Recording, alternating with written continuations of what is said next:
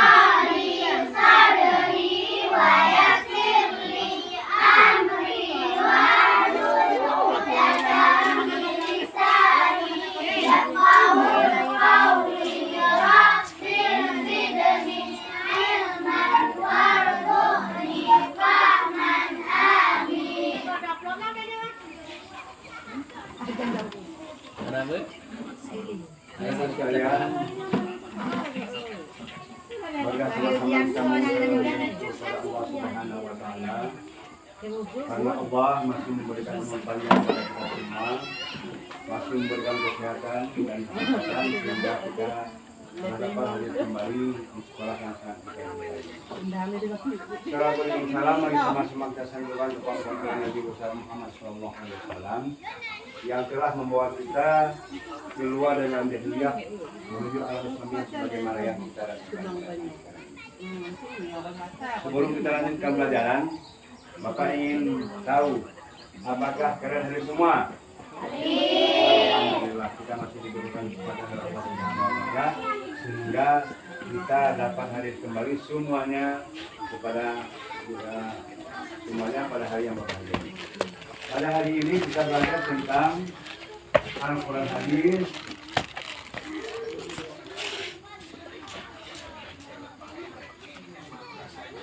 tentang surat Al-Qur'an. Sebagaimana kita tahu bahwa Al-Qur'an ini diambil dari kata-kata atau dari kalimat pertama dalam surat Al-Qur'an. Al-Qur'an ini adalah sebuah suku yang sangat terhormat di kota Mekah. Suku Quraisy adalah suku yang sangat mulia atau yang sangat terhormat di kota Mekah. Jadi Nabi kita Nabi Muhammad SAW juga dilahirkan dari suku Quraisy. Nabi kita Nabi Muhammad SAW dilahirkan oleh Allah Subhanahu wa Ta'ala. Surah Al-Qur'an ini terdiri daripada 4 ayat. Siapa yang tahu? Dan siapa yang bisa membaca surah Al-Qur'an? Nah, coba baca. Enak tak, Bi? Lagi begini. Ya baca dah.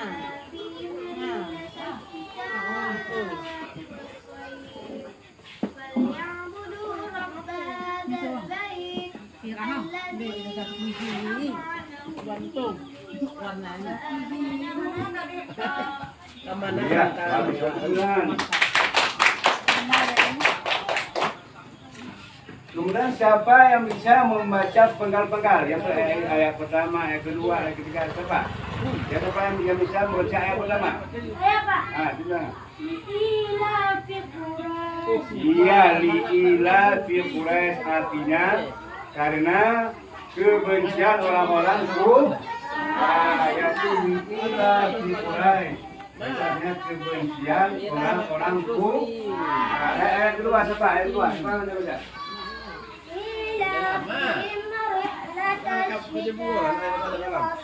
Iya, yaitu ila fihi merih kata ibadah wafai, itu kegiatan mereka berpergi. Orang-orang Arab itu kegiatan berpergian Ada pada musim panas, ada pada musim dingin. Iya, ada pada musim panas, kemudian ada pada musim dingin. Siapa yang pandai baca ayat ketiga? Iya, coba.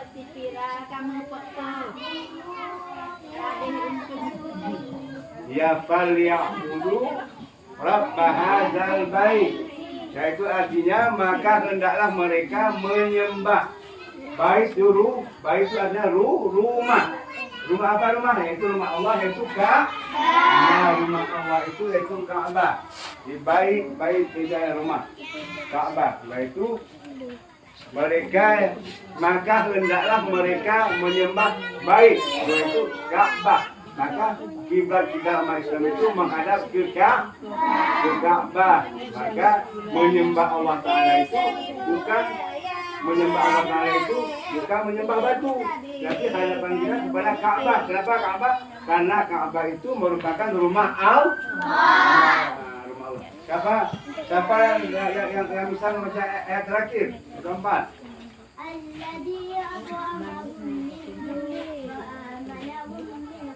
Ya, yaitu Allah, menyembah Allah. Kenapa Allah? Allah yang telah memberikan kepada mereka atau kepada kita semua makan dan minum.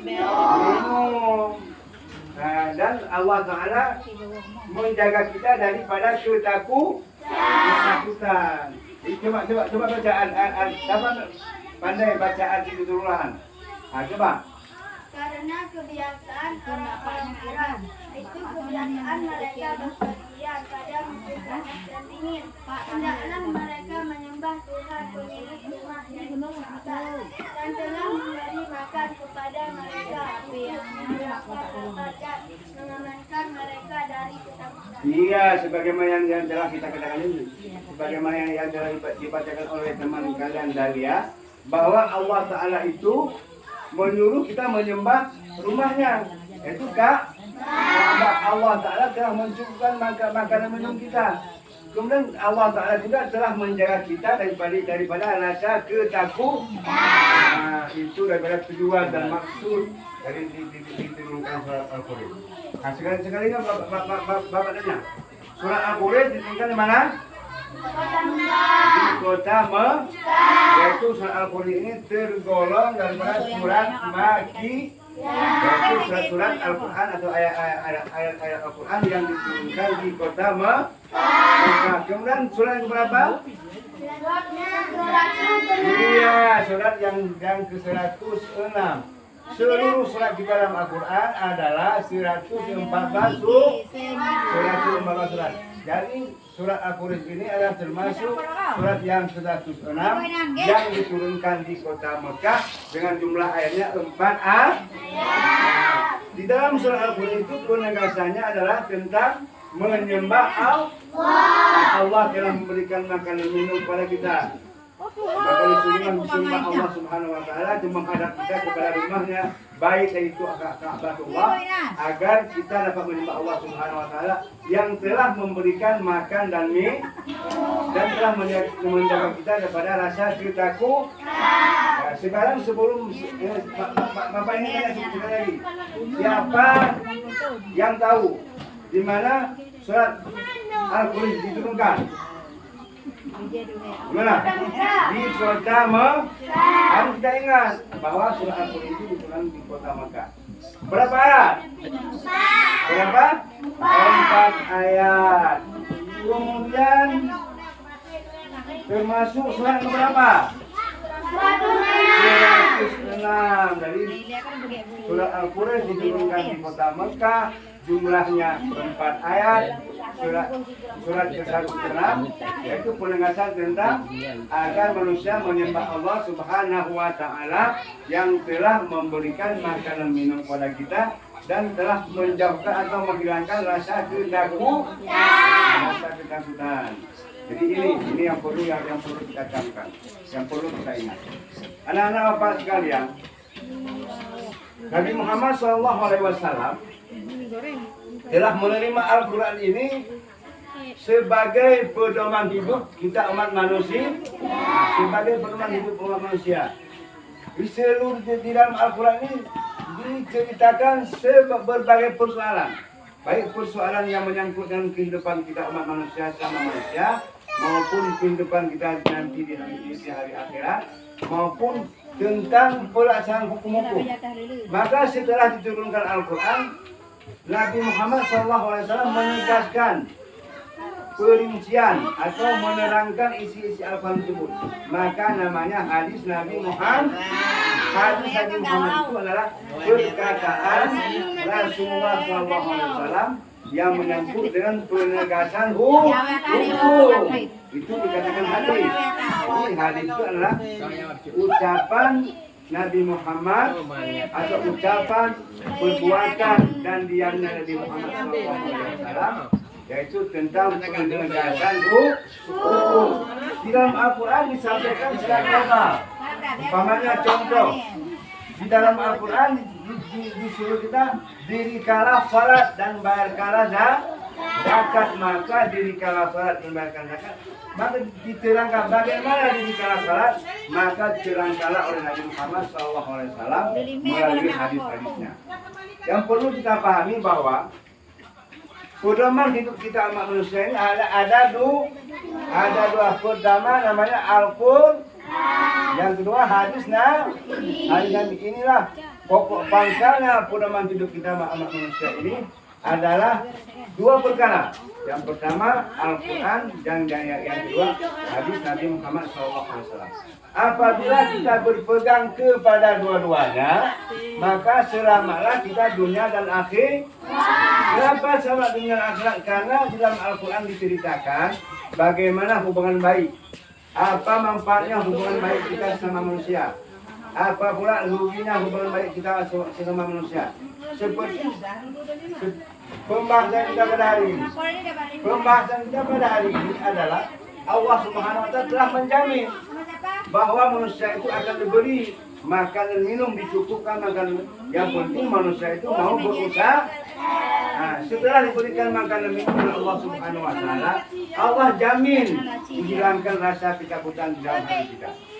Nah, semoga saja kita menjadi umat yang taat kepada Allah dan taat kepada taat kepada Allah dan taat kepada Rasul, yaitu dengan menjalankan apa yang diperintahkan di dalam Al-Quran dan apa yang diperintahkan oleh Nabi Muhammad SAW melalui hadis-hadis Nabi Muhammad. Nah, yang sebelum kita akhiri pertanyaan, yang siapa yang anak-anak apa yang bertanya? Apa yang bertanya? Tahu semua? Nah, coba baca bersama-sama. Coba. Bismillahirrahmanirrahim. Liyafi Quraisy ilafihim rihlatash syita'i was-sayf falyabudu rabb hadzal bait alladzi at'amahum min ju' wa amanahum min qaum. Ya, semoga anak-anak Bapak dapat menghafal dan dapat mengimplementasikan di dalam kehidupan sehari-hari. Karena kenapa? Apabila kita mendapat menghafal ayat-ayat Al-Quran, maka dijamin oleh Allah Subhanahu wa Ta'ala masuk dalam surga. Kemudian yang perlu Bapak sampaikan, yang mewajibkan kita adalah tiap malam setelah melaksanakan salat itu wajib kita baca walaupun hanya satu ayat. Tapi yang lebih baik satu tuh ya, kita mulai dari salat-salat yang pendek dulu, kemudian naik lagi. Setelah lancar kita bahas salat pendek, naik lagi sehingga menjadi penghafal Al-Quran.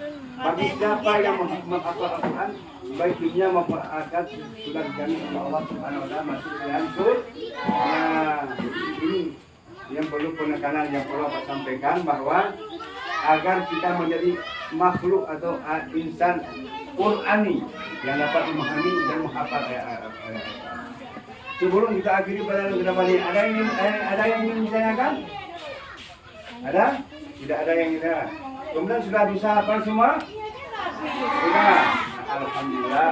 Kemudian bisa hafal, kemudian dicamkan maknanya, resapkan dalam jiwa, kerjakan sesuai dengan perintah daripada ayat tersebut. Pertama sekali kita jangan ragu-ragu kepada Allah Subhanahu wa taala.